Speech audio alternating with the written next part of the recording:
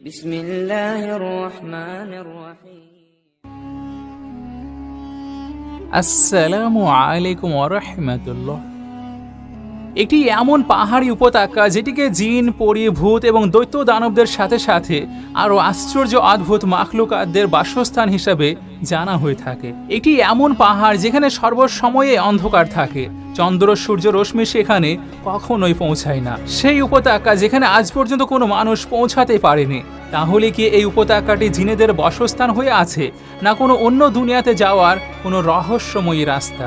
আর সারবারে কায়নাত সরকারে দোজাহা ইমামুল আম্বিয়া জনাবে মুহাম্মাদুর রাসূলুল্লাহ সাল্লাল্লাহু আলাইহি ওয়াসাল্লাম এই পাহাড়ের সম্বন্ধে কি জানিয়েছিলেন, জানবো এই সব কিছুকে আজকের এই খুব সুন্দর ভিডিওতে।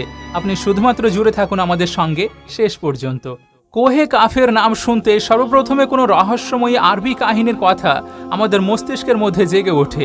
এক এমন কাহিনী যেখানে বাদশাহদের খুব সুন্দরী শেহজাদেদের কাছ থেকে শুরু হয়ে জিন এবং পরীদের হাতে বন্দী হয়ে যাওয়া এবং সর্বশেষে জাদুতে গিয়ে শেষ হয়। এই সমস্ত কাহিনীর প্রধান কেন্দ্র সাধারণভাবে এমনও হয়ে থাকে যে অমুক দেশের এক শক্তিশালী বাদশার খুব সুন্দরী এবং রূপবতী শেহজাদিকে কোনো অমুক জিন অথবা কোনো দানব অপহরণ করে নিয়ে গিয়েছে, আর কোহে কাফের কোনো উপত্যকাতে অবস্থিত থাকা তারিখ মহলে নিয়ে গিয়ে বন্দি বানিয়ে রেখেছে।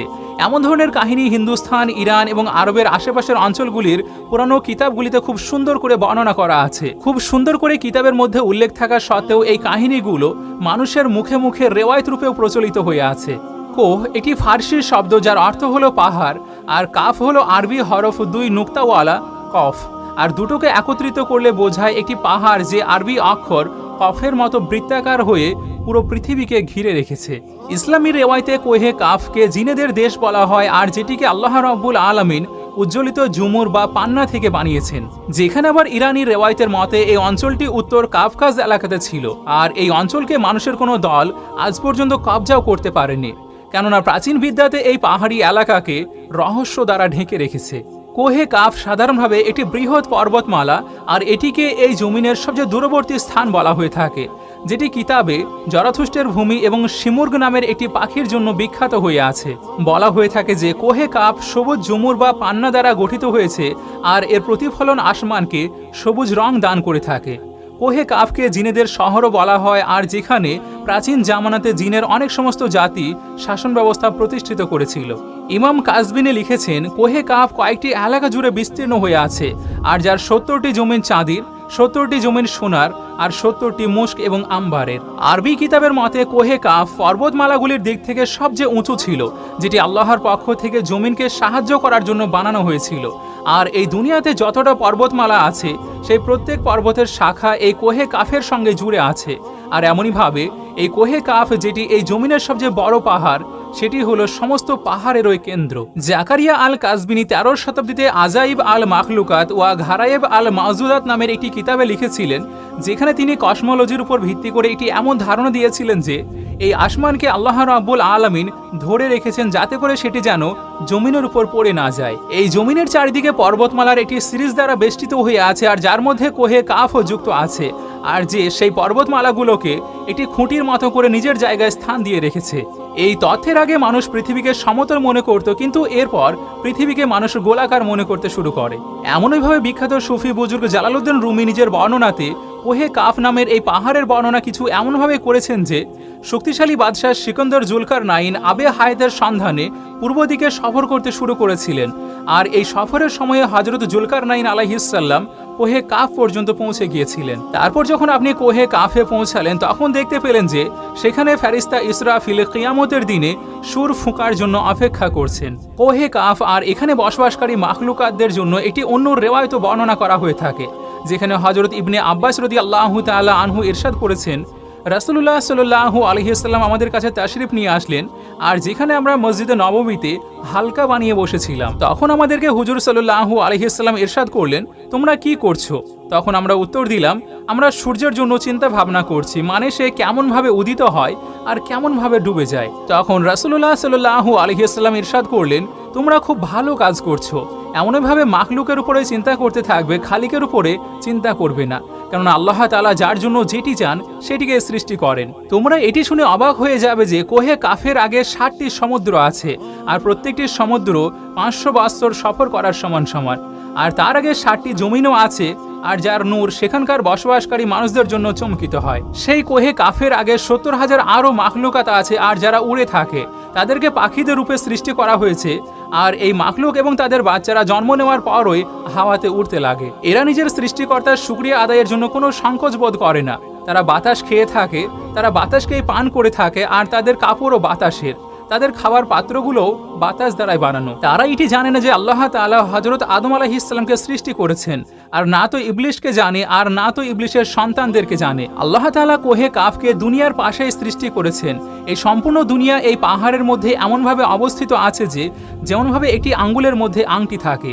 কোনো মানুষও এখানে পৌঁছাতে পারবে না, কেননা সেখানে পৌঁছাতে 4 মাস অন্ধকার দিয়ে অতিক্রম করতে হবে। আর এটি সেই পাহাড় যেখানে কোনো সূর্যও নেই এবং না তো কোনো চাঁদ আছে, এতদূর পর্যন্ত যে এখানকার মানুষেরা চাঁদ ও সূর্যের সম্বন্ধেও জানে না যে আল্লাহ রাব্বুল আলামিন চাঁদ এবং সূর্যকে সৃষ্টি করেছেন কিনা।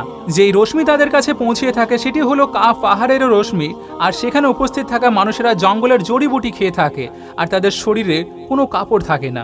সাহাবা জিজ্ঞেস করলেন, ইয়া রাসূলুল্লাহ, তাহলে কি সেই মানুষগুলো ফেরেশতা? তখন হুজুর সাল্লাল্লাহু আলাইহি ওয়াসাল্লাম ইরশাদ করলেন, না, তারা ফেরেশতা তো নয়, কিন্তু তারা যেইভাবে আল্লাহর হুকুম আহকামকে মেনে চলে সেটি একেবারে ফেরেশতাদের মতোই। তারপর রাসূলুল্লাহ সাল্লাল্লাহু আলাইহি ওয়াসাল্লাম ইরশাদ করলেন, মিরাজের রাত্রিতে আমার সাক্ষাৎ কোহে কাফে বসবাসকারী মানুষদের সঙ্গে হয়েছিল, আর সেখানকার মানুষেরা হুজুর সাল্লাল্লাহু আলাইহি ওয়াসাল্লামের দাওয়াতকে কবুলও করেছিলেন, আর তারপর তারা মুসলমান হয়ে যায়। সুফিয়ানে কেরামদের মতে কোহে কাফ সাধারণভাবে এই জমিনে উপস্থিত থাকা কোনো পাহাড় নয়, বরং কোহে কাফকে এই আলমের উদাহরণ দেওয়ার জন্য সেই পর্বতমালা যেটি আউলিয়ায়ে কেরামদের চিন্তাধারাতে এসে থাকে। যেমনকি খাজা ফরিদুদ্দিন আত্তারের মতো বিখ্যাত সুফিয়ান এই ছবির বর্ণনা করেছেন। তরিকতে কোহে কাফ পর্বতকে চেতনার রাজ্য এবং মুরিদের লক্ষ্য হিসেবে তুলে ধরেছেন, যেটিকে পেয়ে একজন বান্দা আল্লাহর কাছ পর্যন্ত পৌঁছিয়ে যায়। অনেক সমস্ত মানুষ এটি মনে করে থাকেন যে এই কাফ শব্দটি কোনো জিনিসের মারকাজ বা কেন্দ্রকে প্রকাশ করে থাকে, আর এই শব্দটি এত পবিত্র যে কোরআনের মধ্যে একটি সম্পূর্ণ সূরার নাম সূরা কাফ দেওয়া হয়েছে, যেটি এই কোহে কাফ পাহাড়ের দিকে ইশারা করে থাকে। আর এই সূরাতে আল্লাহর মর্যাদার বর্ণনা, মৃত্যু এবং জীবনের ধারণাও পেশ করা হয়েছে। কোহে কাফ জিওগ্রাফিভাবে আমাদের এই পৃথিবীতে কোথায় অবস্থিত আছে তার জন্য বিভিন্ন ধারণা পাওয়া যায়। বেশিরভাগ বিশেষজ্ঞ এটি দাবি করে থাকেন যে আরব রজনীর সেই কোহে কাফ সাধারণভাবে রাশিয়া দেশে অবস্থিত থাকা কাফকাজ মানে মাউন্ট ককেশাস নামের একটি পাহাড়ি উপত্যকা। আর এই অঞ্চলটি ইউরোপিয়ান রাশিয়ার ব্ল্যাক সি এবং কাস্পিয়ান সিয়ের অংশ, যার মধ্যে আর্মেনিয়া, আজারবাইজান, উজবেকিস্তান, রুশ এবং চেচিনিয়ার মতো দেশ যুক্ত আছে। এই অঞ্চলটিতে কুদরতি মানব সম্পদে ভরপুর হয়ে আছে, আর যেখানে জীবজন্তু এবং পাখিদের প্রচুর প্রজাতি দেখতে পাওয়া যায়। ঝিল, হ্রদ আর ছোট ছোট ঝর্ণাগুলোকে দেখে এমনটি মনে হয় যে মনে করুন জান্নাত ওই জমিনে নেমে এসেছে। এখানে মানুষ ও জনবসতি খুবই সামান্য আছে, আর এই পাহাড়ি উপত্যকাটি এশিয়াকে ইউরোপ থেকে বিচ্ছিন্ন করেছে। যদি কোহে কাফকে স্যাটেলাইটের মাধ্যমে দেখা যায় তাহলে এই অঞ্চলটিকে কোনো সাদা রঙের কাপড়ের মতো মনে হয়। যেখানে আবার কিছু বিশেষজ্ঞ এমনটি মনে করে থাকেন যে কোহে কাফ আন্টার্কটিকার সেই জনমানবহীন বরফময় অঞ্চলে অবস্থিত আছে, যেখানে সবসময় মেঘ এবং অন্ধকারে ঢেকে থাকে। সেখানে আবার কিছু মানুষ প্রাচীন সময়ের আটলান্টিস শহরকেই কোহে কাফ বলে থাকেন, আর যেটি কোনো বড় আযাবের কারণে ধ্বংস হয়েছিল। এছাড়াও বর্তমান সময়ে ফিজিক্সের নতুন খোঁজ মানে ডাইমেনশন কোহে কাফকে বোঝার জন্য অনেক সহজ করতে পারে। সাধারণভাবে ফিজিক্সের নতুন পর্যবেক্ষণের মতে আমাদের এই কায়নাতে মোট 11টি ডাইমেনশন উপস্থিত আছে, যেখানে আমরা মানুষেরা শুধুমাত্র 3 অথবা 4টি ডাইমেনশনেই এই জীবনকে অতিবাহিত করছি, কেননা আমরা টাইম এবং স্পেসের মধ্যে বন্দী থেকে আমাদের জীবনকে অতিবাহিত করে থাকি। কিন্তু বাকি যে 6টি ডাইমেনশন আছে সেখানে যে কতটা গ্রহ, নক্ষত্র এবং পৃথিবী উপস্থিত আছে তার জ্ঞান শুধু আর শুধুমাত্র আল্লাহ তাআলার কাছেই আছে। ইসলামিক বিশেষজ্ঞদের মতে আলমে আরওয়া, আলমে বারজাক, জান্নাত এবং জাহান্নাম সেই ডাইমেনশনের মধ্যে উপস্থিত আছে, আর যার মধ্যে মানুষ মৃত্যুর পর প্রবেশ করে থাকে। সম্ভব হতে পারে যে কোহে কাফও সেই 11টি ডাইমেনশনের মধ্যে কোনো একটি ডাইমেনশনে উপস্থিত থাকবে, যেখানে মানুষ্য জাতির পা রাখা একেবারে অসম্ভব। ভিডিও ভালো লাগার সবচেয়ে খুব সুন্দর ইজাহার হলো ভিডিওটিকে লাইক করে আপনার ফ্যামিলি এবং প্রিয়জনের মাঝে অবশ্যই শেয়ার করুন। আপনাদের সঙ্গে আমি নাহিদ, আমাদের সঙ্গে জুড়ে থাকার জন্য শুকরিয়া।